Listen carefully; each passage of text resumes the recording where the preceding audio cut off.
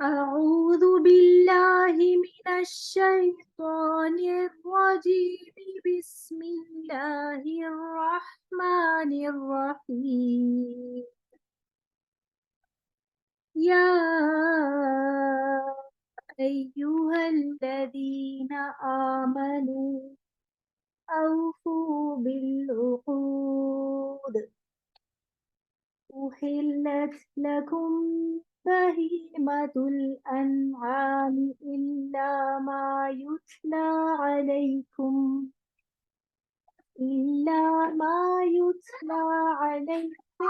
غير محل الصيد وأنتم حرم إن الله يحكم ما يريد صدق اللہ العظیم رب اشرح لي صدري ويسر لي امري واحلل عقدة من لساني يفقهوا قولي واجعل لي وزيرا من اهلي اللهم فقهنا في الدين آمين يا رب العالمين.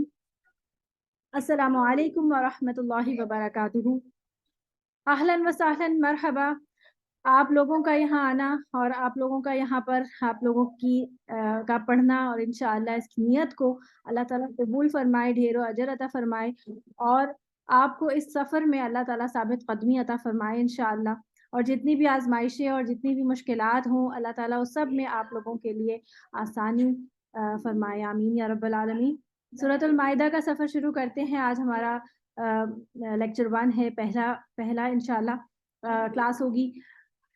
جن لوگوں نے نماز پڑھ لی ہے بہت اچھی بات ہے. اول وقت میں نماز پڑھ لیا کریں, اذان کا ویٹ نہیں کریں گے آپ لوگ اول وقت کا انٹرنیٹ پہ دیکھا کریں کہ اول وقت کون سا ہے اور آپ اس میں نماز پڑھ لیا کریں اور پھر آپ کلاس میں بیٹھا کریں. درمیان سے کوئی مجھ سے ڈسٹربنس مطلب ہوتی ہے نا, پھر درمیان میں آپ مجھ سے پوچھیں گے میں نماز پڑھنے چلی جاؤں. آپ کو جس کا نماز پڑھنی ہے آپ خاموشی سے جا کے نماز پڑھیں, اس کو میوٹ پہ ڈال دیں اور نماز پڑھ کر واپس آئیں, اس کو انمیوٹ کر لیں, مطلب جو بھی آپ نے اسپیکر ہے اس کو کھول لیں اور پھر اس کے بعد آپ اپنے کلاس کنٹینیو کریں گے.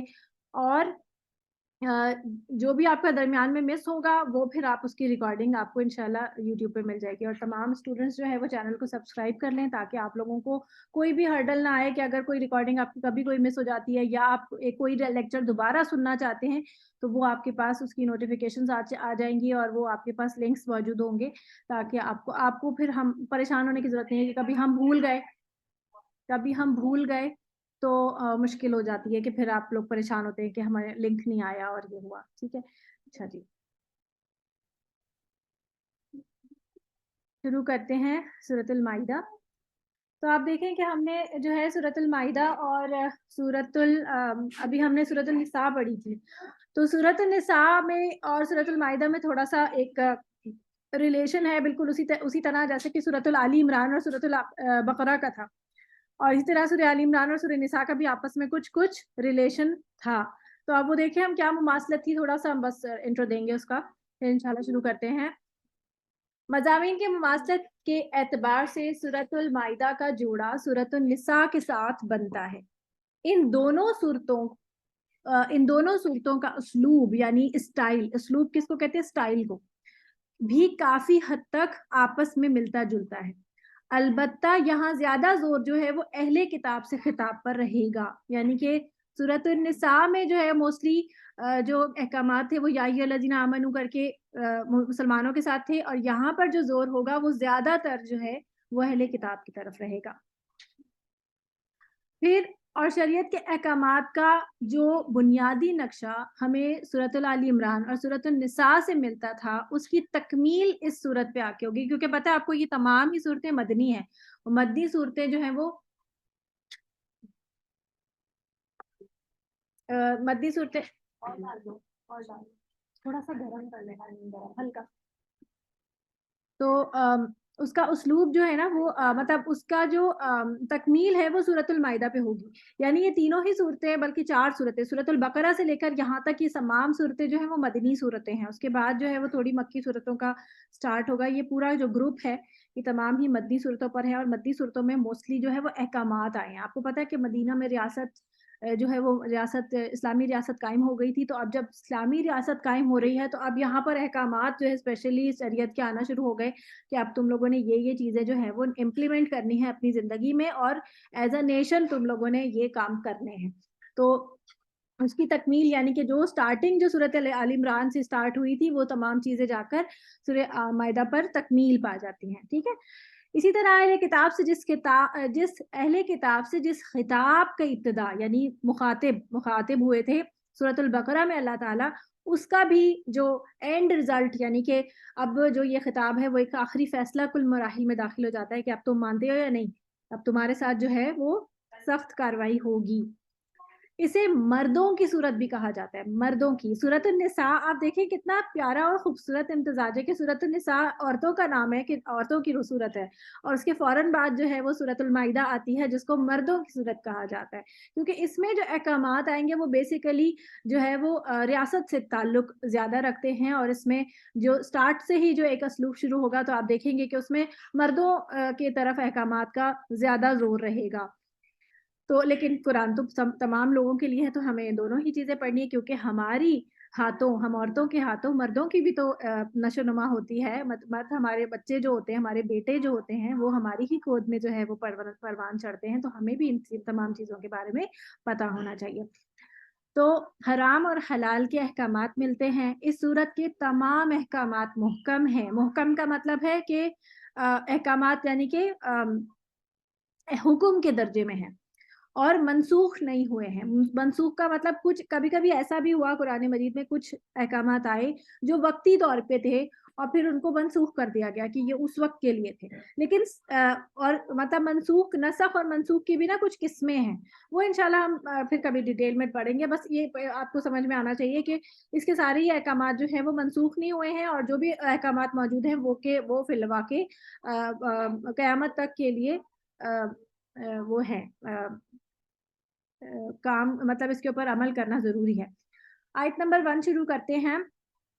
یا ایھا الذین آمنوا اوفوا بالعقود احلت لکم بہیمۃ الانعام الا ما یتلی علیکم غیر محلی الصید وانتم حرم غیر محل الصید وانتم حرم ان اللہ یحکم ما یرید.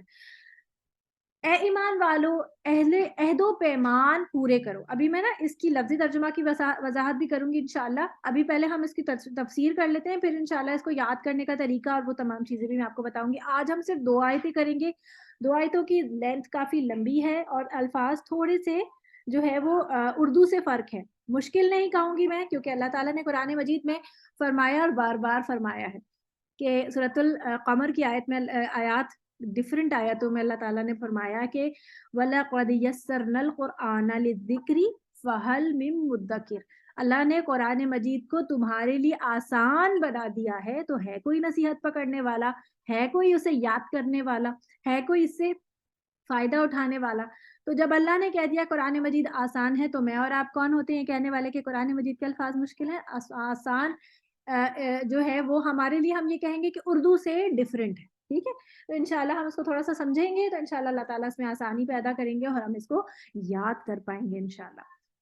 تو نیت یہ رکھیں کہ اللہ تعالیٰ آسانی کرے گا اور آپ بس اللہ پہ توکل کر کے پڑھتے جائیے. انشاءاللہ آپ دیکھیں گے کتنا آسانی ہوتی ہے. شروع میں تھوڑی سی آپ کو ہوگی ڈیفیکلٹی، کیونکہ وہ آپ کے لیے بالکل ایک نئی لینگویج ہے. جو لوگ بالکل نئے ہمارے کلاس میں آج جوائن ہوئے ہیں، لیکن انشاءاللہ ہماری پوری کوشش ہوگی کہ ہم آپ کے لیے بہترین رہنمائی جو ہے وہ فراہم کریں اس کو یاد کرنے کے حوالے سے، اور اللہ تعالیٰ سے مدد جو ہے وہ آپ لوگ بھی مانگے اور ہم بھی آپ لوگوں کے لیے دعا کریں گے، ہمارے لیے بھی دعا کریں گے، ہم اپنے آپ کے لیے بھی انشاءاللہ. اے ایمان والو عہد و پیمان پورے کرو. تمہارے لیے مویشی چوپائے حلال کیے گئے ہیں بجز ان کے یعنی سوائے ان کے جن کے نام پڑھ کر سنا دیے جائیں گے، مگر حالت احرام میں شکار کو حرام جاننے والے مت بننا. یقیناً اللہ جو چاہے حکم دیتا ہے. ٹھیک ہے.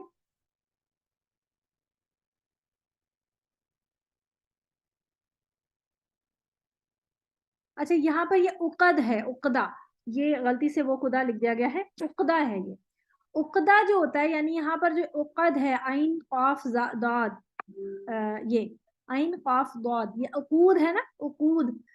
इसका जो रूट वर्ड है ना, देखें हर वर्ड का ना एक रूट वर्ड होता है। रूट वर्ड का क्या मतलब होता है, मैं आपको समझाती हूँ, एक मिनट। देखिए हर कुरान मजीद में जो अरबी ज़बान इस्तेमाल हुई है, अरबी ज़बान का एक असलूब होता है। अरबी ज़बान की हर लफ्ज़ को थ्री लेटर वर्ड से बनाया गया है। अल्लाह मतलब ये एक 3 लेटर होता है, यानी कि 3 लेटर्ड वर्ड होता है, 3 हरफी, ठीक है। तो इसमें जो हर्फ है उसका मतलब क्या है, आइन, ऑफ और दाल, अकद, ठीक है। अकद, अकदा यानी अकद से, यानी अकदा से लफ्ज, अकद से लफ्ज निकलता है अकदा। और अकद जो है इसका माना होता है गिरा, यानी नॉट। इंग्लिश में कहते हैं ना नॉट। आपने कभी सुना होगा अकदे निकाह, अगर कभी उर्दू में किसी का जो है वो शादी का कार्ड आपने कभी पढ़ा हो, तो उसमें लिखा होता है अकदे निकाह, अकदे निकाह। तो अकद का मतलब होता है गिरा, यानी निकाह की गिरा। और आप इंग्लिश में कभी जो है वो पढ़ते हैं तो लिखा होता है to tie not with someone this and that, फला के फला की जो है ना शादी होने वाली है, तो टाई नॉट। तो ये बेसिकली अकद जो है वो गिरा से यानी कि नॉट से आता है, ये समझाने के लिए बता रही हूँ।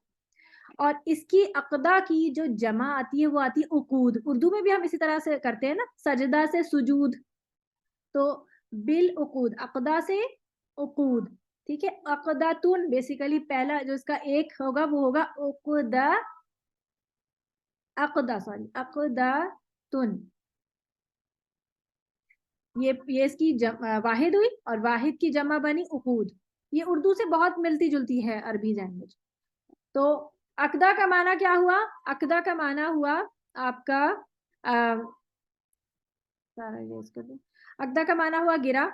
और गिरा यानी कि गिरा से मुराद होता है जब आप किसी चीज में दो दो चीजों में आपस में गिरा लगाते हैं तो वो क्या होता है, वो आपस में एक दूसरे से जुड़ जाती है, वो चीज आपस में जुड़ जाती है। तो इसी तरह जब आप किसी से कोई वादा करते हैं तो वो भी क्या होता है, एक दूसरे के साथ मुआहिदा जुड़ जाता है। तो अपनी मुआहिदे को यानी अपने जो अहदो पैमान है इससे निकला है वो कि उनको जो है वो तुम पूरे करो, सही है। अब यहाँ पे देखें उकदा, ये ना इसको मैं ठीक करवाऊंगी, इसको ना उकदा लिखिएगा यहाँ पर, ये है उकदा, उकदा गिरा को कहते हैं। लिहाजा उकूद से मुराद वो मुआहिदे जो बाकायदा तय पा गए हों। मुआहिदों और कौलो करार की अहमियत यूं समझ लीजिए जैसे हमारी पूरी की पूरी जिंदगी कायम ही मुआहिदों पर है। निकाह से लेकर आइली जिंदगी हो या माशरती जिंदगी में लेन देन से लेकर कारोबारी सरगर्मियों तक, हर मामला अहदो पैमान पर कायम है। ऐसा ही है नहीं है, आप देखें कि आप स्टार्ट आपका सुबह से शुरू होता है तो सुबह से ही आप सारे मुआहिदे ही पूरे कर रहे होते हैं। आप सुबह से लेकर आपको आपको यहाँ पहुंचना है, आपने ये काम करना है, आपने अपने घर वालों से ही मुआहिदा किया हुआ है कि आप घर पहुंचेंगे तो आपको खाना मिलेगा। बच्चों के साथ ये होता है कि आप इतने टाइम पर बच्चों को लेने चले जाएंगे। उसी तरह आप अपनी पूरी जिंदगी को आप देखें तो स्टार्ट से ही आप बचपन से आपका माँ बाप के साथ मुआहिदा होता है कि आपने पढ़ना है, आपने ये काम करना है, फर्मा बरदारी करनी है। तो ये तमाम चीजें, फिर निकाह, निकाह का मामला आता है। निकाह भी आपको देखें, आप देखेंगे ये वो डॉक्यूमेंटेशन है बेसिकली, वो भी एक मुआहिदा है दो लोगों के दरमियान और दो फैमिलीज के दरमियान। तो हमारी पूरी जिंदगी जो है वो मुआहिदों पर से जकड़ी हुई है। बेसिकली हम एक दूसरे के साथ और अल्लाह के साथ मुआहिदों के साथ ही जो है वो लगे हुए हैं, जुड़े हुए हैं। तो अल्लाह ताला हमें सबसे पहला हुक्म इस सूरत में क्या दे रहे हैं कि आप अपने वादों को, अपने मुआहिदों को पूरा कीजिए। या अय्युहल्लज़ीना आमनू औफू बिलउकूद, अपने वादों को, अपने मुआहिदों को पूरा करो, ठीक है। फिर उसके बाद अल्लाह ताला फरमा रहे कि तुम्हारे लिए क्या क्या चीजें हलाल हैं, तुम पर तमाम चौपाए मवेशी हलाल हैं सिवाय उनके जो तुम पर पढ़े जाएंगे। यानी कि تم پر تمام مویشی چوپائے جو ہیں وہ حلال ہیں. کون کون سے جو چوپائے ہوتے ہیں جن کے کھر آپس میں جو ہے وہ تھوڑے سے گیپ ہوتے ہیں جن کے, صحیح ہے, یعنی کہ ہر چوپائی بھی نہیں حلال ہوتے, اس میں بھی آپ کو ڈیٹیل پھر احادیث کے ساتھ ملتی ہے. ہر چیز جو ہے وہ آپ کو قرآن مجید میں نہیں ملتی ہے, اس کی کچھ ڈیٹیلز آپ کو احادیث کے ساتھ, یعنی دونوں کا آپس میں بہت گہرا تعلق ہے. ایسا نہیں ہے کہ انسان جو ہے وہ صرف قرآن کو لے کے بیٹھ جائے اور سوچے کہ بس میں نے قرآن پہ عمل کر لوں تو میرا گزارا ہو جائے گا, میری فلاح ہو جائے گی. تو ایسا نہیں ہے. اللہ تعالیٰ نے نبی صلی اللہ علیہ وسلم پر احادیث کا ذخیرہ بھی اتارا ہے, اور وہ بھی من جانب من اللہ ہی ہے. اور اس کے بارے میں یہ سوچنا کہ پتہ نہیں وہ ضعیف ہے یا نہیں ہے اور اس طرح ہے, یہ باتیں اپنے ذہن سے نکال دیں. کیونکہ آپ دیکھیں کہ جس طرح اللہ تعالیٰ نے قرآن مجید کی حفاظت فرمائی ہے, اسی طرح اللہ تعالیٰ نے احادیث کی بھی حفاظت فرمائی ہے. تو اس کے لیے اماموں نے, جو امام بخاری ہیں اور صحاح ستہ کی جو ہماری 6 کتابیں ہیں احادیث کی, اس پر سارے علماء نے بہت محنت کی ہے. وہ تمام اماموں نے بہت محنت کے ساتھ جو ہے وہ ان کو کمپائل کیا ہے. تو ہم یہ سوچنا ہمارا کہ پتہ نہیں کون سی ضعیف ہے کون سی یہ ہے, تو یہ باتیں ہمارے لیے یہ صرف شیطان کے وسوسے ہیں. ٹھیک ہے, تو تم پر تمام چوپائے مویشی حلال ہیں سوائے ان کے جو تم پر پڑھے جائیں گے, یعنی جو حرام ہیں وہ بتا دیے جائیں گے, ویسے سارے حلال ہیں. یعنی حرام کردہ جانوروں کی فہرست جو ہے وہ آگے بتا دی جائے گی. ان کا شکار تم پر حلال ہے سوائے اس کے کہ تم حالت احرام میں ہو, یعنی کہ اگر تم حج یا عمرے کی نیت سے نکلے ہو, تم نے احرام باندھا ہوا ہے, تو اس وقت تم شکار نہیں کرو گے, بھلے سے حلال جانور ہی ہو, تو اس وقت تم پر شکار حلال نہیں ہوگا. لیکن اگر کوئی شکار کر کے تم کو لا کے دے تو تم اس میں سے کھا سکتے ہو. یعنی کہ ظاہر ہے اب وہاں پر اگر اس وقت کے زمانے میں تو یہ ہوتا تھا کہ بالکل ہی کچھ نہیں ہوتا تھا, شکار کر کے ہی لوگ بھونتے تھے اور اس وقت کھاتے تھے نا. تو ابھی تو یہ ہے کہ بہت ساری چیزیں آپ کو ویسی اویلیبل ہوتی ہیں, مطلب شکار کے لیے پراپر نہیں جانا پڑتا, مارکیٹس میں اویلیبل ہوتی ہیں. لیکن وہ بھی تو لائے ہی ہیں نا ایک طرح سے, تو وہ آپ ان سے کھا سکتے ہیں. لیکن خود یہ کام کرنا, جیسے عموماً نا لوگوں کا لوگ شکار کھیلنا جو ہے وہ ان کا شوق ہوتا تھا. عربوں میں تو بہت زیادہ تھا کہ شکار کھیلنا, اور کچھ مردوں کی بہت شوقین ہوتے ہیں کہ وہ شکار کو کھیلنا, اور دلچسپی ہوتی ہے نا ایک طرح سے آپ کی. تو حالت احرام میں اگر کسی کو کوئی جانور نظر آ جائے تو کیا کرے, وہ اس کے پیچھے بھاگے اور اس کو شکار کرنے کے لیے اس کے پیچھے لگ جائے. تو اس سے کیا ہوگا, اس سے عبادت کا خوشو خضو ختم ہو جائے گا. بیسیکلی انسان کس لیے جا رہا ہے, اس مقصد کی جو ہے نا وہ تکمیل نہیں ہو پائے گی, بلکہ الٹا جو ہے وہ کچھ اور ہی, مطلب کہیں اور ہی انسان کا فوکس چلا جائے گا نا. آپ دیکھیں کہ جب انسان وہاں پہ جاتا ہے تو وہاں پر آپ دیکھیں کتنی بڑی نعمت ہے کہ جیسے ہم لوگ تو بہت دور رہتے ہیں, جیسے پاکستان سے یا اور دوسرے ممالک سے لوگ جو ہیں وہ جاتے ہیں, تو اتنا مال خرچ کر کے اور اتنی انرجی لگا کے جب انسان وہاں پہنچتا ہے تو پھر انسان وہاں پر صرف عبادت کے اندر ہی فوکس کرے, بجائے اس کے کہ انسان جو ہے وہ شاپنگس میں لگ جائے, وہاں کھانے پینے میں لگ جائے, یا وہاں کی اور سیر و تفریح میں لگ جائے. کور فوکس کیا ہو انسان کا, کہ انسان جو ہے وہ عبادت جو ہے وہ اسے پورا کرے. عبادت کے لیے انسان جا رہا ہے تو اسی کو ہی انسان کرے. تو یہ یہاں پر بتایا جا رہا ہے. تو اسی لیے دیکھیں اس کا مقصد بھی یہاں پر میں نے لکھا ہے کہ حالت احرام میں شکار کیوں منع کیا گیا, تاکہ توجہ عبادت پر رہے اور حج اور عمرے کا فوکس خراب نہ ہو. کیونکہ بعض اوقات شوق اور دلچسپیاں کیا ہوتی ہیں, ہماری توجہ اپنی طرف کھینچ لیتی ہیں, تو پھر کیا ہوتا ہے, عبادت خراب ہو جاتی ہے. انسان کو کن کن عہدوں کی پاسداری کرنی چاہیے, عہدوں نہیں ہے, یہ عہدوں کی ہے. عہدوں کی, کن کن عہدوں کی پاسداری کرنی چاہیے, کیونکہ عہد کی بات ہو رہی تھی اوپر, اسی میں آپ کا یہاں پر آ رہا ہے کہ ان کن عہدوں کی پاسداری کرنی چاہیے. تو بندے کو اللہ کے ساتھ ایک عہد ہوتا ہے, اور بندے کا عہد دوسرے بندوں کے ساتھ بھی ہوتا ہے. تو ان 2 قسم کے جو ہے وہ عہد ہوتے ہیں انسان کے.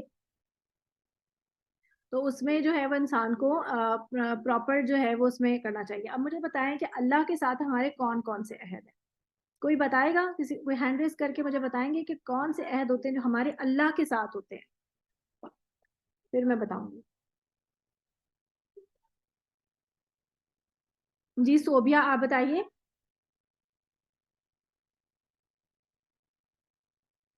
میں نے آپ کو آپشن دیا ہے انمیوٹ ہونے کا. السلام علیکم ورحمۃ اللہ وبرکاتہ. وعلیکم السلام ورحمۃ اللہ. جی تو اللہ کے ساتھ عہد تو وہی ہے یعنی جو اللہ تعالیٰ نے ہمیں, کہ ہم اللہ کے ساتھ کسی کو شریک نہ ٹھہرائیں. اللہ تعالیٰ نے جیسے اپنے اس کا تعلق شاید اس سے بھی ہو, مجھے ذہن میں وَلَسْتُ رَبِّكُمْ والا واقعہ آ رہا ہے کہ اللہ تعالیٰ نے جب ہم سے عہد دیا تھا کہ کون ہے تمہارا رب، تو ہم نے کہا تھا کہ آپ ہیں اور ہم آپ کی عبادت کریں گے. بالکل. تو اس سے تعلق ہو سکتا ہے. اور دوسرا جو ہے ایک اور چیز بھی میرے ذہن میں آ رہی تھی، سبحان اللہ ایک دم سے نکل گئی. ہم اللہ تعالیٰ سے جب ہم اللہ تعالیٰ سے یہ اقرار کرتے ہیں کہ ہم مسلمان ہیں، اور ہم ہاں وہ پیکٹ لیتے ہیں نا کہ اشہد ان لا الہ الا اللہ و اشہد ان محمد عبدہ و رسولہ، تو اس وقت ہم یہ اللہ تعالیٰ سے معاہدہ کرتے ہیں کہ ہم اب تیری بندگی میں آ رہے ہیں. یہ بھی بہت بڑا معاہدہ ہے کہ ہم اپنی پوری زندگی کا جو مرضی ہے، اپنا نفس اللہ کو بیچتے ہیں ایک طرح سے اللہ تعالیٰ سے. کیا کرنے کے لیے؟ جنت حاصل کرنے کے لیے، اللہ کو راضی کرنے کے لیے. تو یہ ہمارا عہد ہے نا اللہ کے ساتھ. اور کسی نے بھی ہینڈ ریز کیا تھا. اچھا مجھے بتائیں بندے کا بندوں کے ساتھ کیا حق کیا عہد ہوتا ہے؟ کوئی اور بتائے گا پلیز، جو ہینڈ ریز کریں مجھے بتائیں. جی اکثر رفیق آپ بتائیے. السلام علیکم. جو وعلیکم. ہم لوگ آپس میں جیسے اپنی زندگی گزارتے ہیں، تو ہم لوگ آپس میں ایک دوسرے سے وعدہ کرتے ہیں. کسی کی امانت ہم نے رکھی ہوتی ہے، یہ بھی تو ایک عہد میں آتا ہے. اس کا جو ہم لوگ ایک دوسرے سے نے کمٹمنٹ کی ہوتی ہے کہ ہم آپ کی اس کام میں اس طرح ہیلپ کریں گے، تو وہ کمٹمنٹ بھی تو عہدوں میں عہد میں آتی ہے. بالکل بالکل حقوق العباد کہہ سکتے ہیں. بالکل ایسا ہی ہے، ایسا ہی ہے. جی روبینہ سرفراز آپ کیا بتائیں گی؟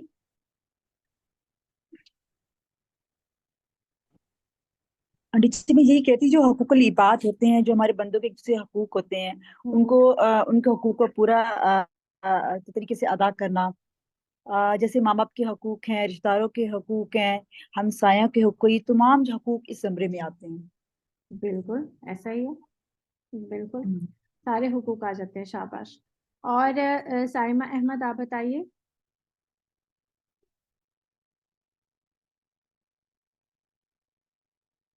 میں نے آپ کو آپشن دیا تھا انمیوٹ ہونے کا.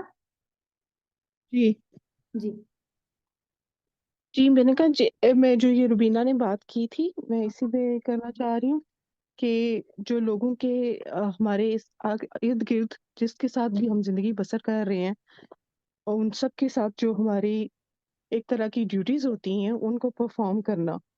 بالکل بالکل بالکل جی. بالکل ٹھیک ہے. جی کرن آپ بتائیں.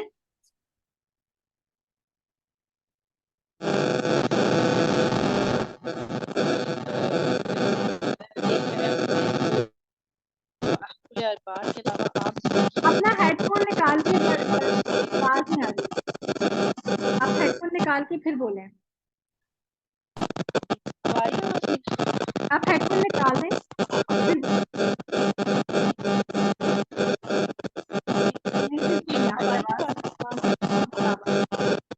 اچھا دیکھیں آپ بالکل ٹھیک کہہ رہے ہیں. آپ سب نے بالکل صحیح بتایا کہ دیکھیں بندے کا عہد اپنے رب کے ساتھ سب سے پہلا عہد کیا ہے کہ جب ہم نے اللہ تعالیٰ سے یہ اقرار کیا، جب کہ ہم ایک فزیکل فارم میں نہیں تھے.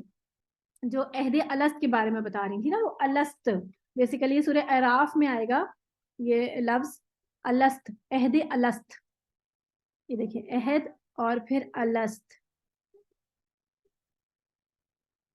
الست صحیح ہے. یہ سین ہے اور یہ تے ہے اور یہ پیش ہے. الست اس طرح سے ہے. یہ عہد الست کہلاتا ہے. یہ اس میں کیا ہوا تھا کہ اللہ تعالیٰ نے حضرت آدم علیہ السلام کی پیٹھ پر ہاتھ مارا تھا اور کہا تھا کیا میں تمہارا اور نہیں پیٹھ پہ ہاتھ مارا اور تمام دنیا میں جتنے بھی انسان پیدا ہونے والے تھے ان سب کی روحوں کو حاضر کر لیا، ارواح کو.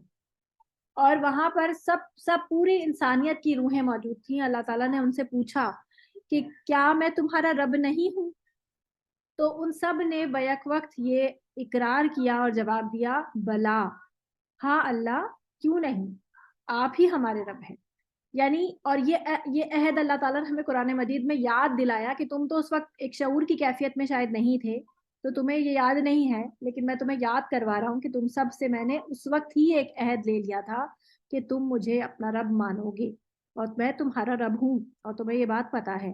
اور آپ دیکھیں کہ انسان کی جبلت، انسان کی جو فطرت ہے نا، وہ اللہ کو ڈھونڈتی ہے. اگر انسان جو ہے وہ بورن مسلم بھی ہے نا، تو وہ اگر کہیں ڈیویٹ ہونے لگتا ہے نا، جب بہت زیادہ وہ انسان دنیا کی طرف چلا جاتا ہے، بہت دنیا دار بن جاتا ہے، سب کچھ حاصل بھی کر لیتا ہے، تو ایک بے سکونی اس کے اندر جو آتی ہے، وہ اس کے اندر وہ جو بے چینی آتی ہے، وہ اس کو اللہ کو ڈھونڈنے اور اللہ کی جستجو پہ مجبور کرتی ہے. وہ یہ کیوں؟ کیونکہ انسان کو پیدا ہی اسی لیے اللہ تعالیٰ نے کیا ہے نا کہ انسان اللہ تعالیٰ کی عبادت کرے. تو جب تک وہ اللہ کی عبادت نہیں کرے گا اس کا مقصد پورا نہیں ہوگا، اور جب مقصد پورا نہیں ہوگا تو انسان پھر ادھر ادھر بے چین گھومتا رہے. تو وہ چیز اللہ تعالیٰ نے ہمارے اندر ایک کہتے ہیں نا بلٹ ان ڈیوائس، ایک چپ ڈالی ہوئی ہے کہ تم نے یہ کام کرنا ہے. انسان اگر نہیں کرے گا تو بے چین رہے گا، انسان مکمل نہیں فیل کرے گا، سکون نہیں پائے گا. تو یہ ایک چیز اللہ تعالیٰ نے اس کے اندر ڈالی. اب اگر وہ بورن مسلم نہیں ہے، فرض کریں اگر وہ کہیں کسی ہندو کے گھر میں یا کسی کرسچن یا کسی یہودی کے گھر میں پیدا ہوئے ہیں، تو تب بھی اس کے اندر یہ جستجو ہوگی، اور جہاں اس کو ہدایت ملے گی اور اگر اس کے اندر یہ ایکسیپٹنس ہوگی کہ وہ ہدایت کو پا لے تو وہ ہدایت پا جائے گا. ٹھیک ہے؟ تو اس لیے یہ کہنا کہ ہمارے ذہن میں یہ کبھی کبھی آتا ہے نا کہ ہم تو چلو بورن مسلمز ہیں، اللہ تعالیٰ نے ہمارے اوپر ایک نعمت کی کہ ہم کو اللہ تعالیٰ نے مسلمان گھروں میں پیدا کر دیا، لیکن جو لوگ ہندو ہیں یا وہ ہیں ان کا کیا قصور تھا؟ تو بیسیکلی اللہ تعالیٰ ہر بندے کو ہدایت پرووائڈ کرتا ہے. اگر وہ ہدایت کو ایکسیپٹ کر لیتا ہے تو ٹھیک ہے، ورنہ پھر وہ اس کی اپنی چوائس پہ اس کے لیے حجت تمام ہو جاتی ہے. اللہ تعالیٰ کسی بھی قوم کو یا کسی بھی شخص کو سزا نہیں دیتا جب تک کہ اس تک ہدایت پہنچ نہ گئی ہو. ہدایت ہر بندے تک پہنچتی ہے، آپ تک بھی بہت دفعہ پہنچی ہوگی. آپ لوگوں کے دل میں اللہ تعالیٰ نے یہ تڑپ دیکھی ہوگی، کہیں نہ کہیں آپ نے یہ اللہ تعالیٰ سے خواہش کی ہوگی کہ مجھے قرآن کو سیکھنا ہے یا مجھے قرآن سے جو ہے وہ جڑنا چاہیے، اللہ تعالیٰ کی طرف مجھے راغب ہونا چاہیے. تو اللہ تعالیٰ نے آج آپ کو یہاں اس کلاس میں بٹھا دیا. اس کلاس میں یا کسی بھی کلاس میں قرآن مجید کو جہاں پڑھا جا رہا ہو، اللہ تعالیٰ اس جگہ آپ کو پہنچا دے گا اگر آپ کے دل میں یہ تڑپ اللہ تعالیٰ دیکھے گا. تو آپ کے اندر یہ ریسیپٹر اگر آپ کے اندر دیکھے گا تو اللہ تعالیٰ آپ کو وہاں تک پہنچا دے گا جہاں پر آپ اس ہدایت کو ایکسیپٹ کر لیں. ٹھیک ہے؟ دوسری بات، یہ ہمارا پہلا عہد ہوگا، یہ جو ہمارا عہد جو کہ ہم نے لاشعوری طور پہ لیا تھا. دوسرا عہد جب ہم کلمہ پڑھتے ہیں، جب ہم شہادت دیتے ہیں کہ اللہ تعالیٰ ہمارا رب ہے اور نبی صلی اللہ علیہ وسلم آخری نبی ہیں، اس کے بندے ہیں، اس کے رسول ہیں، تو ہم قرآن اور سنت ان دونوں کو ایکسیپٹ کرتے ہیں اللہ اور اس کے رسول کے ساتھ، اور پھر ہم اس پر عمل کرنے کا اقرار کرتے ہیں کہ ہم عمل کریں گے. ٹھیک ہے؟ جب انسان اس اقرار پر آتا ہے تو ابھی یہ صرف زبانی کلامی بات ہے. جیسے یہ بالکل اسی طرح سے جیسے آپ کسی فرم میں جاتے ہیں جاب کے لیے اور آپ سے ایک ایگریمنٹ سائن کرایا جاتا ہے کہ یہ آپ کی جاب ڈسکرپشن ہے اور یہ آپ نے کرنا ہے، تو آپ اس کے اوپر ابھی فی الحال سائن کرتے ہیں. تو آپ کہتے ہیں ہاں میں کروں گا، ابھی تک آپ نے کرنا شروع نہیں کیا، ابھی آپ اوپر کرنے کی حامی بھری ہے. تو ابھی ہم سب اس لیول پر بیٹھے ہوتے ہیں جب ہم کہتے ہیں کہ ہم بورن مسلمز ہیں اور ہم الحمدللہ مسلمان ہیں. ٹھیک ہے؟ ہم مسلمان ہیں، ابھی ہم ایک بیس لائن پر ہیں، ابھی ہم نے کوئی پریکٹیکل کچھ نہیں کیا، ابھی ہم صرف بیس لائن پر ہیں. جب ہم پریکٹسنگ مسلم بننا شروع کرتے ہیں، جب ہم ان تمام باتوں جو شہادت ہم نے دی ہے اس کو دل سے ایکسیپٹ کر کے اس پر عمل کرتے ہیں اپنے دل، اپنی زبان اور اپنے بدن کے ساتھ. جب ہم دل کے ساتھ، زبان کے ساتھ کیسے کہ جب آپ نماز پڑھتے ہیں تو آپ دیکھیں کہ بدن اور زبان دونوں استعمال ہوتے ہیں، بدنی اور زبان کے ساتھ اس کی یہ عبادت ہے. اسی طرح جب ہم ذکر کرتے ہیں تو وہ صرف زبان کے ساتھ ہوتا ہے. جب ہم کسی کی مدد کرتے ہیں، اللہ کی راہ میں جو ہے وہ نکلتے ہیں، اپنے باڈی کے ساتھ کسی کی کوئی ہیلپ کرتے ہیں یا کوئی دین کے راہ میں ہم کوئی کام کرتے ہیں تو وہ ہماری بدنی عبادت ہو جاتی ہے. اسی طرح جب ہم اللہ کی راہ میں خرچ کرتے ہیں تو ہماری مالی عبادت ہو جاتی ہے. تو یہ تمام جب ہم زبان، دل کے ساتھ مائل ہو کر اور بدن کے ساتھ ہم اللہ تعالیٰ کی اطاعت میں لگ جاتے ہیں تو پھر ہم کیا ہوتا ہے، ہم ایمان والے بننے کے لیے سٹارٹ ہو جاتے ہیں، ہمارے اندر ایمان داخل ہونا شروع ہو جاتا ہے. جب ہمارے اندر ایمان داخل ہونا شروع ہو جاتا ہے تو ساتھ ساتھ ہمارے اندر ایک تقویٰ بلٹ ہوتا ہے. یہ دونوں چیزیں ساتھ ساتھ چلتی ہیں، تقویٰ اور ایمان، دو الگ الگ چیزیں ہیں، ان دونوں کو سمجھ لیجیے اچھی طرح سے. تقویٰ کیا چیز ہوتی ہے؟ تقویٰ ہوتا ہے کہ انسان اللہ تعالیٰ کی محبت میں، ٹھیک ہے، آپ نے اب تک ڈیفینیشن سنی ہوں گی تقویٰ کی. تقویٰ کا معنی ہوتا ہے پرہیزگاری، صحیح ہے نا؟ تو صرف پرہیزگاری نہیں، اللہ تعالیٰ کی محبت میں پرہیز کرنا ہے، ٹھیک ہے. اب آپ دیکھیں، یہ بالکل اس طرح سمجھے کہ جیسے آپ ڈاکٹر کے پاس جاتے ہیں اور ڈاکٹر آپ کو نہیں، کوئی شخص ڈاکٹر کے پاس جاتا ہے اور ڈاکٹر کہتا ہے کہ بھائی آپ کو ڈائبٹیز ہو گئی ہے اور اب آپ کو چینی نہیں کھانی، آپ کو چینی جیسی چیزوں سے پرہیز کرنا ہے. آپ کہیں گے ٹھیک ہے، اب سے کیونکہ مجھے اپنی جسم سے بھی محبت ہے اور میں چاہتا ہوں کہ میں صحت رہوں، مجھے اپنی صحت سے محبت ہے، تو میں اب چینی جیسی چیزوں سے پرہیز کروں گا. پھر ڈاکٹر آپ کو کہتا ہے کہ آپ ہری سبزیاں زیادہ کھائیں، آپ صبح مارننگ واک کریں، آپ جو ہے وہ اچھی چیزوں پہ اپنی ڈائٹ کو بہتر کریں تاکہ آپ کی صحت اچھی ہو. آپ کا جتنا بھی لاس جو ہو گیا ہے اب اس کو آپ اوور کم تو نہیں کر سکتے لیکن اپنی صحت کو امپروو کر سکتے ہیں. تو آپ وہ کام کرنا شروع کر دیتے ہیں جو آپ کی صحت کو امپروو کر رہا ہے، ٹھیک ہے. اب آپ کو چینی پسند ہے لیکن آپ نہیں کھا رہے اس لیے کیونکہ وہ آپ کو نقصان دے گی، ٹھیک ہے. آپ وہ کام کر رہے ہیں جو آپ کو پسند نہیں ہے. مجھے ہری سبزیاں نہیں پسند ہے لیکن میں کھا رہی ہوں اس لیے تاکہ میری صحت بنے، اور اس لیے میں زبردستی وہ کھا رہی ہوں، بس دوا سمجھ کے میں کھا رہی ہوں کہ نہیں مجھے یہ کھانا ہے تاکہ میری صحت اچھی رہے.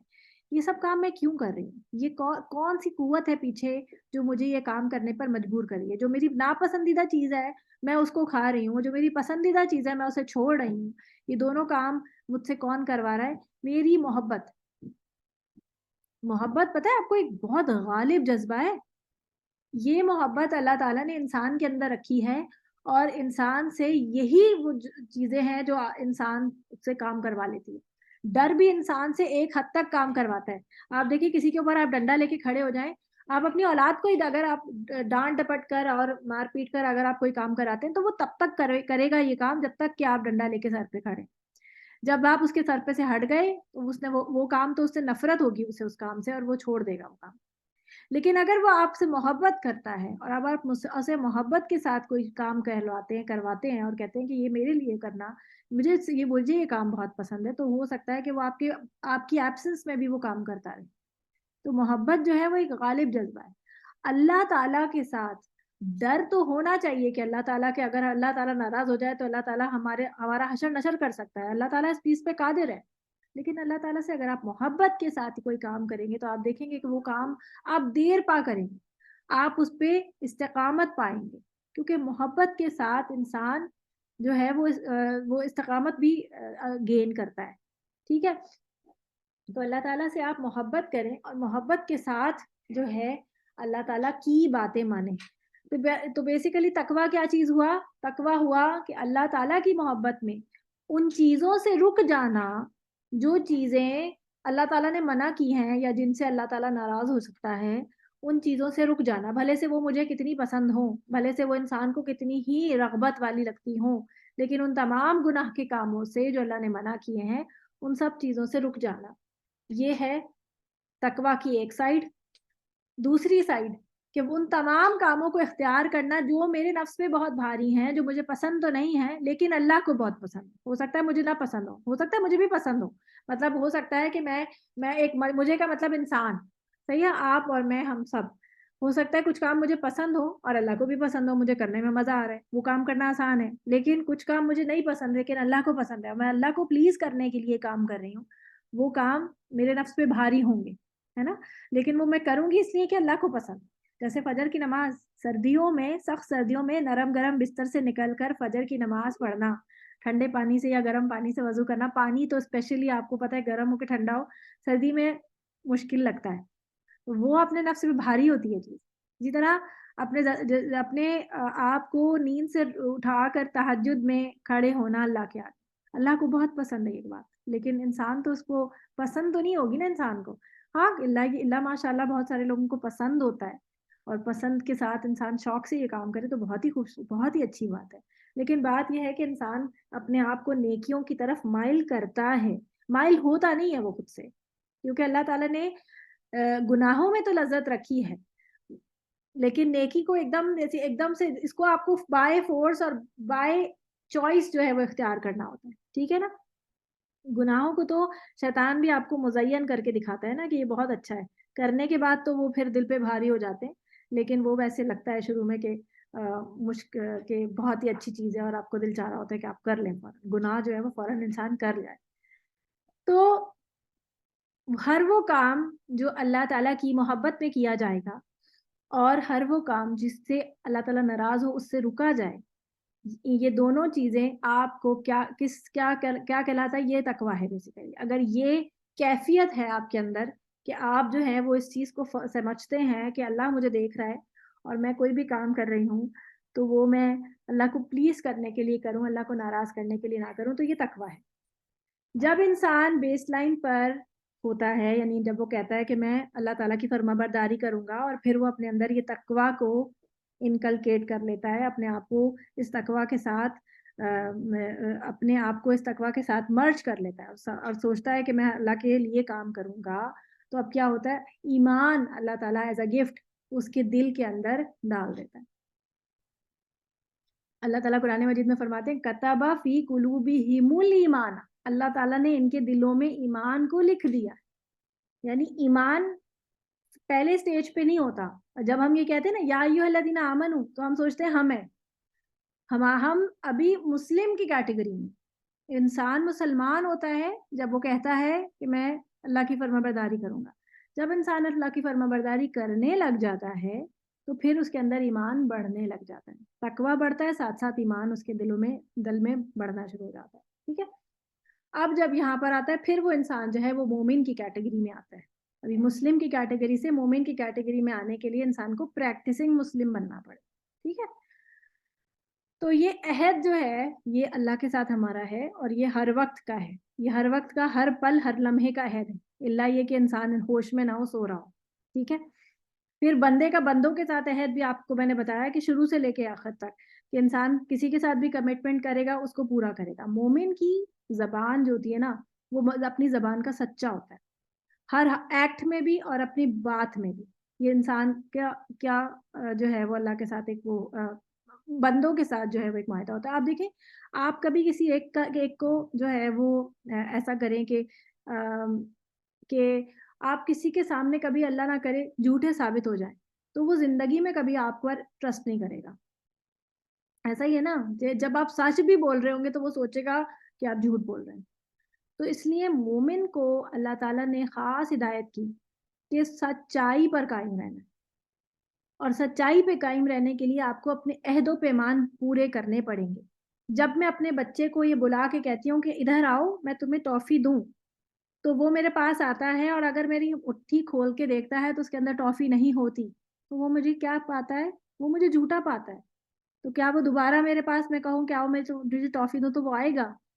بھول پن میں تو شاید آ بھی جائے، لیکن وہ پھر اگر تھوڑا بڑا ہوگا تو اسے سمجھ آئے گا کہ نہیں اماں تو جھوٹ بولتی ہیں، اماں سچ میں نہیں وہ دیں گی مجھے ٹافی. میں سچ میں بھی اگر میرے پاس جب ٹافی ہوگی تو وہ نہیں آئے گا. کہنے کا مطلب یہ ہے کہ اپنی اولاد سے بھی اگر آپ اس طرح کی بات کریں یا چھوٹے بچوں سے بھی اگر آپ کوئی بات کریں تو اسے پورا کریں، یا تو بات ہی وہ کریں جو پوری کرنے والی ہے. السلام علیکم ورحمۃ اللہ وبرکاتہ. اعوذ باللہ من الشیطان الرجیم، بسم اللہ الرحمن الرحیم. ہم بات کر رہے تھے عہدوں کے بارے میں کہ بندے کے عہد جو ہے وہ رب کے ساتھ بھی ہوتے ہیں اور بندے کے عہد جو ہے دوسرے بندوں کے ساتھ بھی ہوتے ہیں، اور کس قسم کے ہوتے ہیں وہ بھی ہم نے ڈیٹیل سے پڑھ لیے تھے الحمدللہ. اب ہم آیت نمبر 2 شروع کرتے ہیں. یا ایھا الذین آمنوا لا تحلوا شعائر اللہ ولا الشہر الحرام ولا الہدی ولا القلائد ولا آمین البیت الحرام یبتغون فضلا من ربہم ورضوانا. اے ایمان والو، اللہ تعالیٰ کے شعائر کی بے حرمتی نہ کرو، نہ ادب والے مہینوں کی، نہ حرم میں قربان ہونے والے اور پٹے پہنائے گئے جانوروں کی جو کعبہ کو جا رہے ہوتے ہیں، اور نہ ان لوگوں کی جو بیت اللہ کے قصد سے اپنے رب کے فضل اور اس کی رضا جوئی کی نیت سے جا رہے ہوں، یعنی عازمین حج جو ہوتے ہیں، یعنی کہ جو عمرہ اور حج کے لیے لوگ جا رہے ہوتے ہیں ان کی بات ہو رہی ہے. ہاں جب تم احرام اتار ڈالو تو شکار کھیل سکتے ہو. جن لوگوں نے تمہیں مسجد حرام سے روکا تھا ان کی دشمنی تمہیں اس بات پر آمادہ نہ کرے کہ تم حد سے گزر جاؤ، نیکی اور پرہیزگاری میں ایک دوسرے کی امداد کرتے رہو، یعنی مدد کرتے رہو، اور گناہ اور ظلم زیادتی کے کاموں میں مدد نہ کرو، اور اللہ تعالیٰ سے ڈرتے رہو، بے شک اللہ تعالیٰ سخت سزا دینے والا ہے۔ شعائر اللہ کی بے حرمتی نہ کرو۔ شعائر اللہ کیا ہے؟ جو اگر آپ صرف اسپیسیفکلی اس آیت کی بات کریں گے تو جو چیزیں اس آیت میں بتائی گئی ہیں ان میں کیا کیا ہے؟ سب سے پہلے تو حرمت والے مہینے۔ حرمت والے مہینے کون کون سے ہوتے ہیں یہ آپ لکھ لیجئے، کیونکہ یہ میں نوٹس میں ایڈ کرنا بھول گئی تھی، وہ لکھنے ہیں۔ دیکھیں 3 مہینے تو لگاتار آتے ہیں آپ کے، اور وہ ہوتے ہیں آپ کے ذی قعدہ، ذی الحجہ، ذی قعدہ، ذی الحجہ اور محرم۔ یہ 3 لاسٹ کے 2 مہینے اور پہلا مہینہ شروع کا، یہ 3 مہینے لگاتار آتے ہیں۔ یہ تینوں مہینے جو ہے وہ حرمت والے ہیں، اور ایک مہینہ درمیان میں آتا ہے اور وہ ہے رجب۔ ذی قعدہ، ذی الحجہ اور محرم اور رجب، یہ 4 مہینے حرمت والے مہینے ہیں۔ یہ اسلام آنے سے پہلے بھی عربوں میں یہ 4 مہینے حرمت کے مہینے کہلاتے تھے، اور اس میں کیا ہوتا تھا کہ اگر کوئی شخص اپنے باپ کے دشمن کو بھی اگر اس میں دیکھ لیتا تھا تو ان مہینوں میں قتل نہیں کرتا تھا۔ یعنی ان کے، آپ کو پتا ہے کہ عربوں میں تو بہت زیادہ خاندانی جھگڑے اور بیکار کے بھی بلا وجہ کی باتوں پہ بھی جھگڑے ہوا کرتے تھے، تو بہت زیادہ جنگجو قوم تھی یہ۔ لیکن ان مہینوں میں نہ یہ راہزنی کرتے تھے، نہ یہ کسی کو قتل کرتے تھے، ایون اپنے باپ کے دشمن کو بھی قتل نہیں کرتے تھے اگر اس کو سامنے بھی پا لیتے تھے تو یہ حرمت کے مہینوں کی جو ایک رسپیکٹ تھی وہ اسلام نے بھی جو ہے وہ باقی رکھی، کہ یہ 4 مہینے جو ہے وہ حرمت والے ہیں، ان میں جنگیں نہیں ہوں گی کسی بھی طرح کی۔ تو حرمت والے مہینے ان کی بے حرمتی نہیں کرو۔ تو آپ دیکھتے ہیں کہ محرم وغیرہ جو ہوتا ہے اس میں، اور اس کے علاوہ یہ جو سارے مہینے ہوتے ہیں اسپیشلی، ویسے بھی آپ کو دوسرے کی رسپیکٹ کرنی ہی چاہیے۔ اس کے بعد، اور نہ ہدی کے جانور کون سے ہوتے ہیں؟ ہدی کے جانور وہ ہوتے ہیں جو قربانی کے جانور ہوتے ہیں، اور یہ پہلے زمانے میں جو لوگ سفر کیا کرتے تھے، پیدل سفر ہوتے تھے، ظاہر ہے جیسے اونٹوں پہ سفر کرتے تھے یا اس طرح سے، تو بائی روڈ بھی جیسے سفر کیا جس طرح سے، تو وہ اپنے ساتھ جانور لے کے جاتے تھے، یعنی قربانی کا جانور، کیونکہ آپ کو پتہ ہے حج اور عمرہ دونوں میں قربانی کرنی ہوتی ہے، تو قربانی کا جانور وہ ساتھ لے کے جاتے تھے، عموماً اسپیشلی جو حج کی بات ہو رہی ہے۔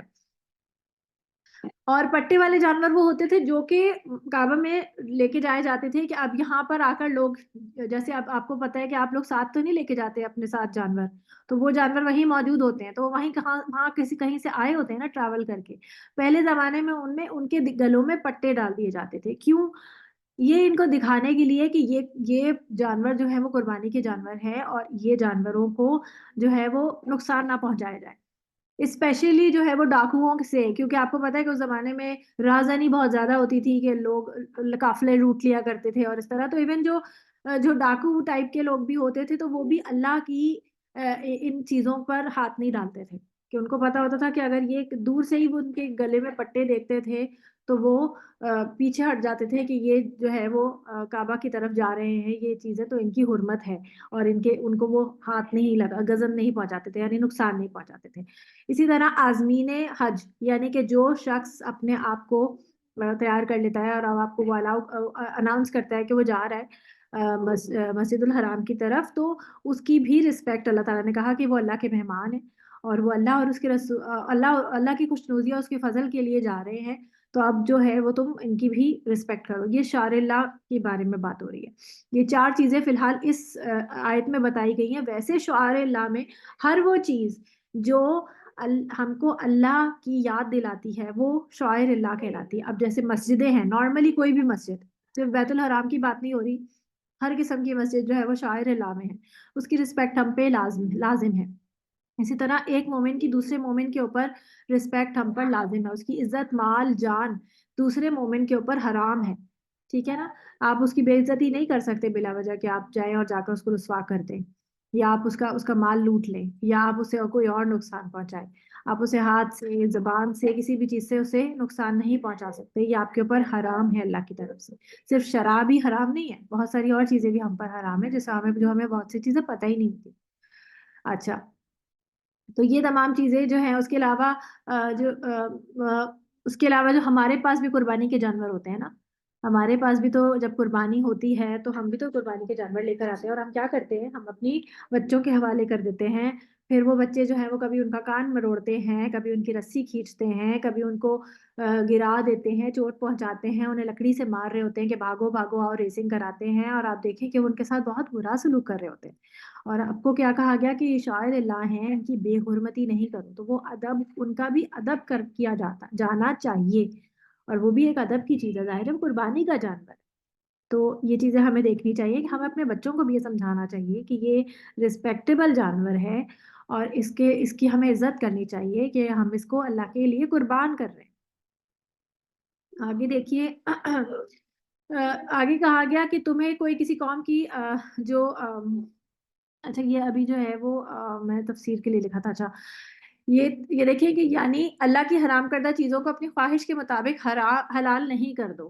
اور دوسرا مطلب یہ ہوتا ہے کہ دین کا مذاق نہیں بناؤ.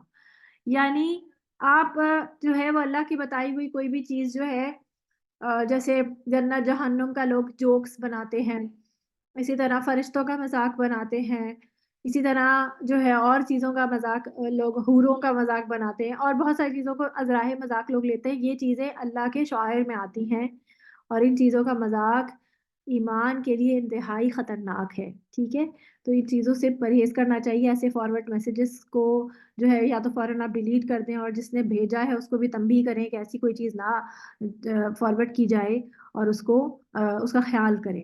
ضروری ہے کہ آپ کے ایمان کے لیے. تو شعائر اللہ میں دیکھیے میں نے کچھ چیزیں لکھی ہیں یہاں پر. اس میں صفا مروہ بھی جو ہے وہ بھی شعائر اللہ میں آتا ہے، اور اس میں بہت ساری چیزیں آ سکتی ہیں. اس میں مومن آ سکتا ہے، اس میں نارمل مسجدیں ساری، اللہ کی تمام مسجدیں، اور جو ہے مومن کا لباس جو ہوتا ہے، جیسے اکثر لوگ داڑھی کا مذاق اڑاتے ہیں، پردے کا مذاق اڑاتے ہیں. یہ تمام چیزیں کیا ہیں؟ یہ سب اسلام کی علامتیں ہیں نا، یہ اللہ کی نشانیاں ہیں. ان سب کا جو ہے وہ مذاق بنانا ہم پر جائز نہیں ہے. پھر حج ایک بہت بڑی مالی اور بدنی عبادت ہے. اگر انسان کو اس عبادت کا موقع ملے تو اس میں اخلاص کے ساتھ اللہ کے فضل اور رحمت کا طلبگار ہو، نہ کہ اس موقع پر بھی وہ دنیا داری میں لگا رہے. کیا دنیا داری کہ وہ شکار کھیلنا شروع کر دے، اور یا شاپنگ کرنا شروع کر دے، یا اور کچھ، یا پھر لوگوں کو فون کر کر کے باتیں اور کہانیاں سنانا شروع کر دے کہ دیکھو میں یہاں پر ہوں، یا فوٹو سیشن لوگ کر رہے ہوتے ہیں. وہ بھی بہت خطرناک بات ہے، کیونکہ اخلاص اس سے جاتا ہے نا کہ آپ لوگوں کو دکھانے کے لیے تو نہیں حج کرنے گئے ہیں، یا لوگوں کو دکھانے کے لیے تو عمرہ نہیں کرنے گئے ہیں، بلکہ آپ کس لیے گئے ہیں. تو آپ اس مقصد کو دھیان میں رکھیں. ہدی کے جانور وہ جانور ہوتے ہیں جو حج اور عمرے کے موقع پر لوگ اپنے ساتھ سفر میں لے کے جاتے ہیں. ٹھیک ہے، یہ میں نے آپ کو نوٹس یہ آپ کو پرووائڈ کیے جائیں گے. یہ پوری سلائڈس جو ہیں وہ آپ کو ایز اٹ از گروپ میں بھیج دی جائیں گی. آپ اس میں سے سب کچھ جو چاہیں آپ اس میں سے کاپی کر سکتے ہیں. آپ اس کو چاہیں تو پرنٹ آؤٹ بھی نکال سکتے ہیں. ہم آپ کو پورا پراپر ہر چیز، ہر مٹیریل پرووائڈ کرتے ہیں، بس آپ پڑھنے والے بنے. کلائد والے جانور کون ہوتے ہیں؟ جن کے گلوں میں پٹے ڈالے جاتے ہیں اور یہ قربانی کے جانور کعبہ کی طرف لے جائے جاتے ہیں. یعنی یہ وہ جانور ہوتے ہیں جو ہم وہاں سے اب پھر لوگوں کی قربانیوں کے لیے پھر وہاں پر بک کرواتے ہیں نا، یہ وہ جانور ہیں. اور وہ یہ ہدی والے جانور وہ ہیں جو کہ عازمین حج خود لے کے جاتے ہیں. ٹھیک ہے، ان دونوں میں ڈفرنس سمجھ لیجیے گا. عازمین بیت الحرام کی حرمت کس وجہ سے ہے؟ یعنی کہ جو اللہ تعالیٰ کے گھروں کو جانے والے لوگ ہیں، حج اور عمرہ والے، ان کی کیا وجہ ہے کہ یہ اللہ کے مہمان ہیں، اللہ کے گھر کے مسافر ہیں، تو ان کو عزت اور اکرام کے ساتھ لے کے جایا جائے، اور ان کی ہتک اور بے عزتی سے منع کیا گیا. اور تمہیں کسی قوم کی دشمنی زیادتی پر آمادہ نہ کرے. یعنی یہاں اشارہ جو ہے وہ صلح حدیبیہ کی طرف ہے اور اس کے عمرے کی طرف ہے. اگر آپ کو اس کی تھوڑی سی ہسٹری پتا ہو، اور اگر نہ پتا ہو تو میں بتا دیتی ہوں کہ آپ کو پتا ہے کہ نبی صلی اللہ علیہ وسلم جب مکہ سے ہجرت کر کے مدینہ گئے ہیں، تو آپ کو پتا ہے کہ 8-9 سال تک تقریباً 8-9 سال تک جو ہے وہاں واپس مدینہ آنے کی جو ہے واپس مکہ آنے کا کوئی سلسلہ نہیں بنا، کیونکہ جنگیں ہوتی رہی نا. کیونکہ قریش جو مکہ کے جو مشرکین تھے ان سے مستقل جنگوں کے حالات تھے، تو ایسا کوئی موقع کبھی آیا ہی نہیں کہ مسلمان جو ہے وہ حج اور عمرہ کرنے کے لیے وہاں پر آ سکتے، کیونکہ وہ الاؤڈ ہی نہیں تھے نا. تو اگر آمنا سامنا ہوتا تو جنگیں ہو رہی تھی. تو ایک بار پھر آخر 7-8 سال بعد یہ ہوا کہ نبی صلی اللہ علیہ وسلم کو اللہ تعالیٰ نے خواب میں دکھایا کہ وہ عمرہ کرنے جا رہے ہیں، اور کئی دفعہ خواب آیا. نبی صلی اللہ آپ کو پتا ہے کہ جو پیغمبروں کو خواب آتے ہیں نا وہ سچے ہوتے ہیں. جیسے کہ حضرت ابراہیم علیہ السلام کو بھی خواب آیا تھا نا کہ وہ اپنے بیٹے کو ذبح کر رہے ہیں. تو نبیوں کو جو خواب آتے ہیں وہ سچے خواب ہوتے ہیں. تو ان کو جب یہ بار بار یہ خواب آیا تو انہوں نے قصد کر لیا کہ اب میں عمرہ کرنے جا رہا ہوں.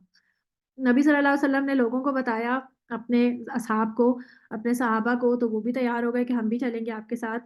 اور یہ لوگ سب تیار ہو کر نکلے، بغیر ان کے پاس کوئی ہتھیار نہیں تھے، کچھ نہیں. انہوں نے کہا کہ ہم صرف عمرہ کرنے کے لیے جا رہے ہیں. جب یہ لوگ حدیبیہ، مکہ اور مدینہ کے درمیان میں ایک جگہ ہے، مکہ سے کافی قریب ہے، حدیبیہ کے مقام پر انہوں نے پڑاؤ ڈالا.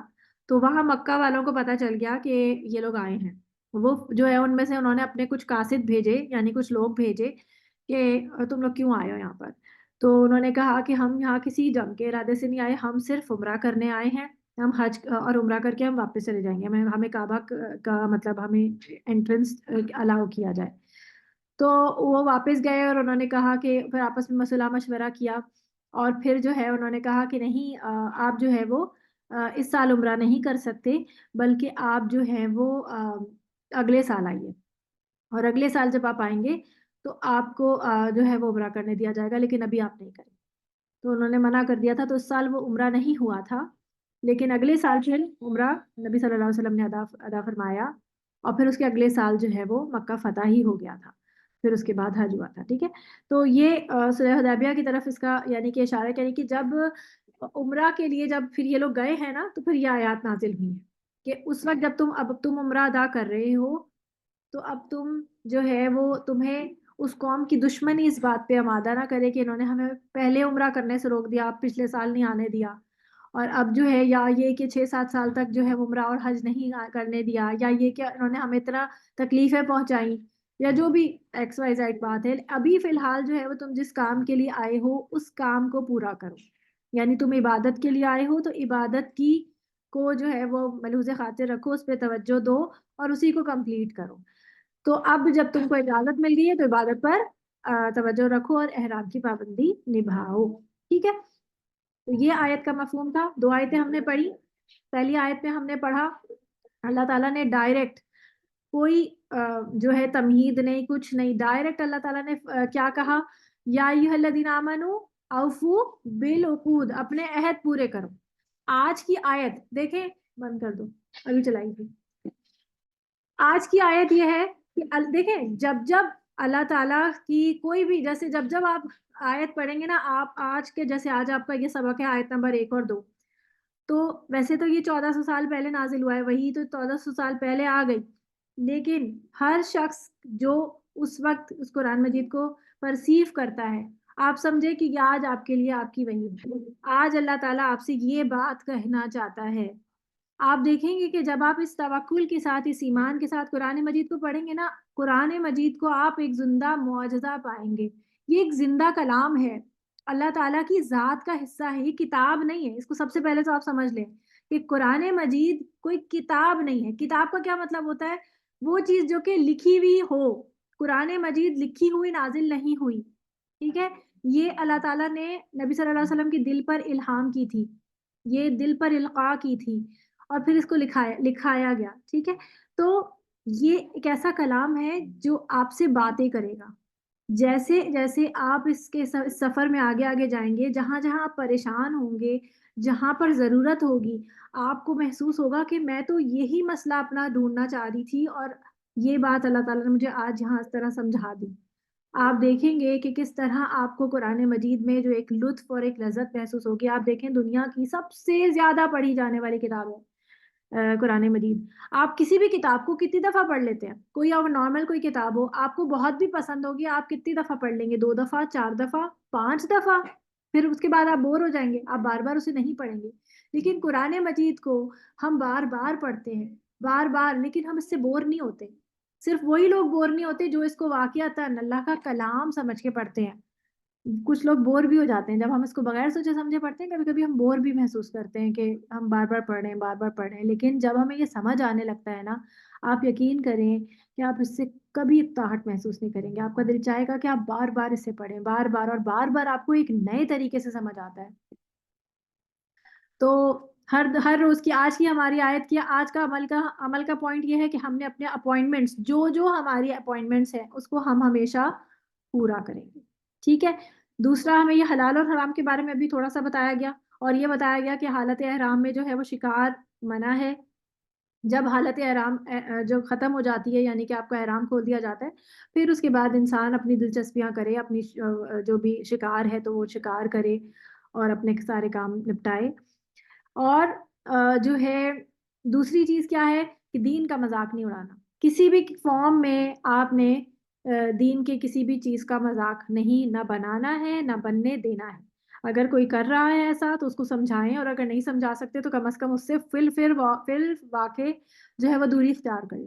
یعنی اس محفل میں نہ جائیں جس جگہ پر اللہ کی کسی بھی شاعر کا مذاق اڑایا جا رہا ہے. ٹھیک ہے.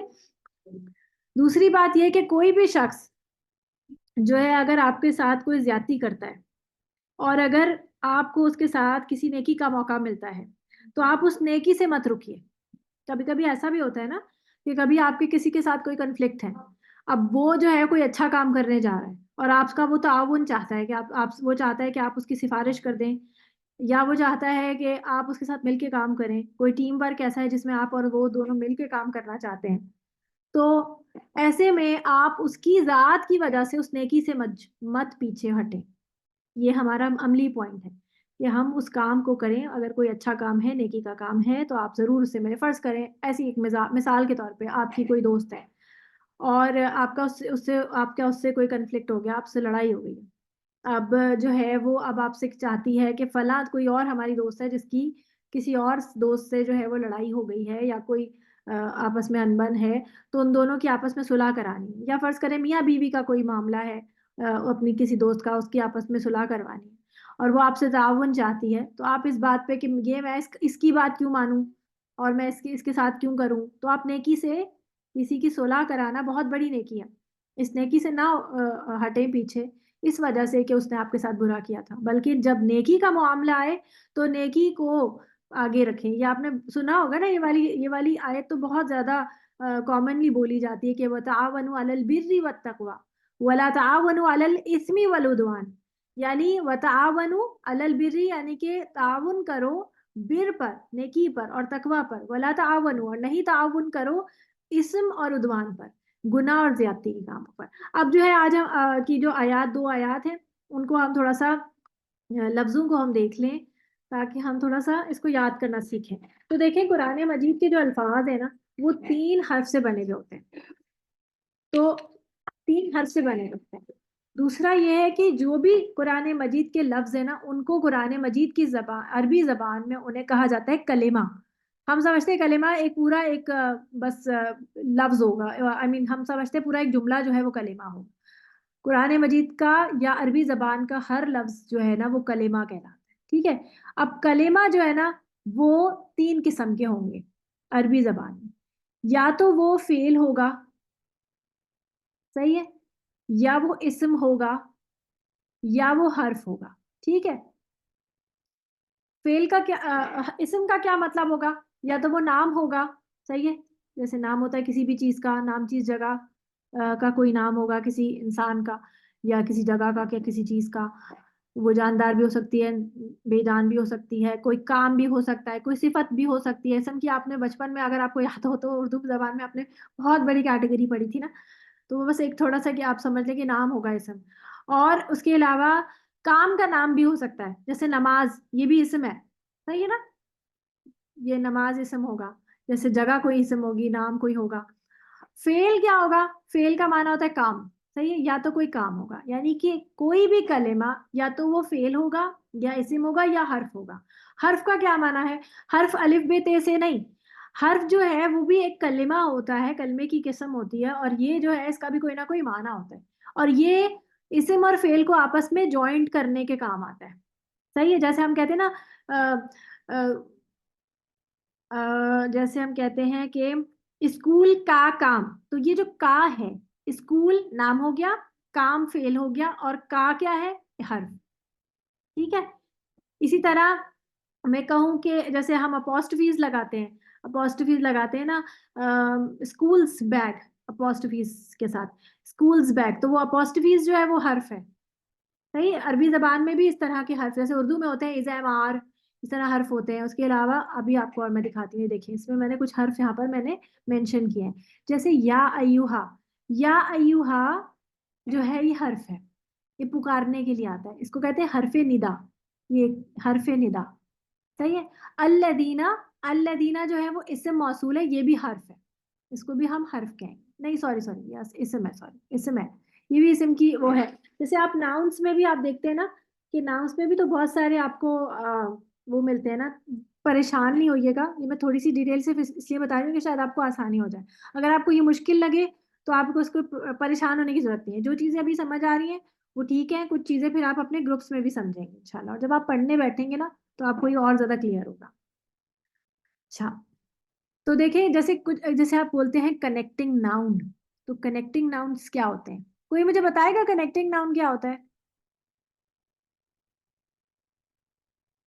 انگلش میں؟ اسی طرح کچھ ہوتے ہیں پرو ناؤنس, یہ بھی ناؤن کی قسم, اسم کی کیٹیگری ہے نا. ناؤنس کیا ہے؟ اسم. کنیکٹنگ ناؤن وہ ہوتے ہیں جو کہ کنیکٹ کرنے کے کام آتے ہیں. دو چیزوں کو, دو ناؤنس کو کنیکٹ کرنے کے کام آتے ہیں. جیسے ہمارے ہاں اردو میں کنیکٹنگ ناؤن ہوتا ہے جو, جن, جنہوں, یہ ہمارے لیے کنیکٹنگ ناؤن ہوتے ہیں. یہ دو جملوں کو کنیکٹ کرتے ہیں. جیسے ہم کہتے ہیں نا کہ جو نماز پڑھے گا اسے کھانا ملے گا. تو یہ جو ہے, یہ دو, نماز پڑھے گا کھانا ملے گا, ان دو جملوں کو جو اور جو ہے وہ جوڑتا ہے.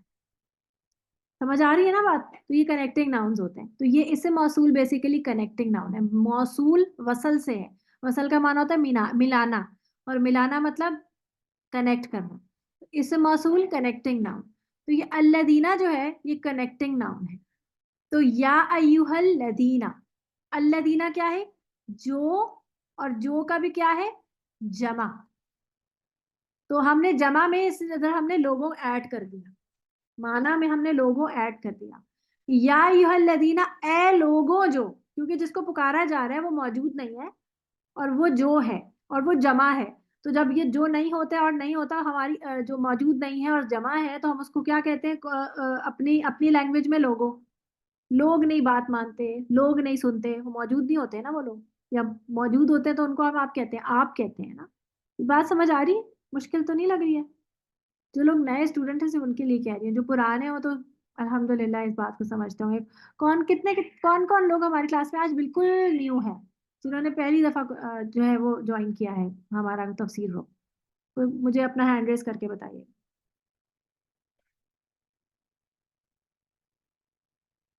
اچھا اب آگے دیکھیں, یا ایھا الذین, اے لوگو جو ایمان لائے ہو. اچھا شمائلہ نوید, ٹھیک ہے, جہاں جہاں آپ کو سمجھ نہ آئے نا تو مجھ سے آپ پوچھ سکتی ہیں, ٹھیک ہے شمائلہ؟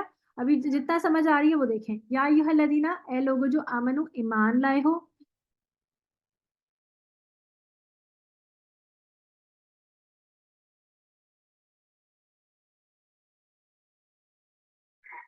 آمنو, ایمان لائے ہو. آمنو کا جو ورڈ ہے حمزہ میم نون سے ہے, امانا سے, اور اس کا معنی ایمان سے ہے. دیکھیں یہ آپ کا کون سا ہوگا اسم فعل؟ آپ کو کیا لگتا ہے یہ کیا ہوگا؟ ایمان لانے والے لوگ, یہ فعل ہے آمنو, ٹھیک ہے. پھر اوفو, اوفو جو ہے واو فا یا وفا سے ہے. وفا کا معنی اس میں نا وفا بھی اسی سے ہوتا ہے, وعدہ وفا کرنا, تو پورا کرنا, ٹھیک ہے. اوفو, پورا کرو. بالعقود, پھر یہ میں نے عقدہ آپ کو سکھایا تھا. عقدہ کا معنی ہوتا ہے گرا, عہد و پیمان کو. احلت, ہا لام لام حللا سے.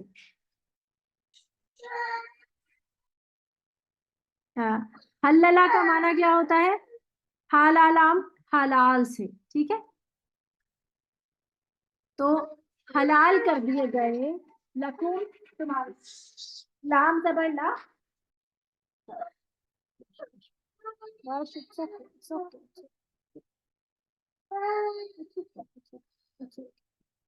اچھا, ہا لام لام, ہا لام لام حلال کر دیے گئے لکم, تمہارے لیے, تمہارے لیے. اب یہ لیے کے دیکھیں, لام زبر لا جو ہے وہ کے لیے آئے گا, اور کم تم کے لیے.